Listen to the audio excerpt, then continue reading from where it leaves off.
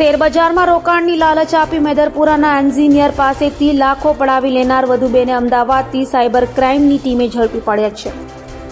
Cyber crime પાસેથી મળતી માહિતી મુજબ મેદરપુરામાં પીરછડી રોડ પર રહેતા એન્જિનિયર કૃણાલે નોંધાવેલી ફરિયાદમાં જણાવ્યું હતું કે ગત 7 ડિસેમ્બર 2023ના રોજ તેના મોબાઈલ પર અજાણ્યા નંબરથી વોટ્સએપ પર મેસેજ આવ્યો હતો અને અજાણ્યાએ પોતાની મીલા કે રોય તરીકે ઓળખ આપી શેર માર્કેટમાં ટ્રેડિંગ કરવાની લોભામણી લાલચ આપી હતી।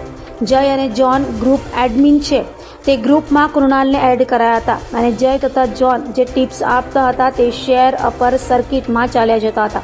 અપર સર્કિટના શેર ખરીદવા ઇન્સ્ટિટ્યુશનલ એકાઉન્ટ ઓપન કરાવવું પડશે તેમ કહેતા એક લિંક મોકલી ડાઉનલોડ કરાવાઈ હતી જેમાં જરૂરી વિગતો ભરાઈ હતી અને ત્યારબાદ બેંક એકાઉન્ટમાં મિનિમમ બેલેન્સ રાખવા ડિપોઝિટ પેટે એમ અલગ અલગ બહાના હેઠળ અલગ અલગ બેંક એકાઉન્ટમાં 20,50,000 ટ્રાન્સફર કરાવ્યા હતા જેમાંથી 3 લાખ વિડ્રો કરાયા હતા જ્યારે બાકીના 17,50,000 વિડ્રો કરવા ન દઈ ઠગાઈ આચરી હતી।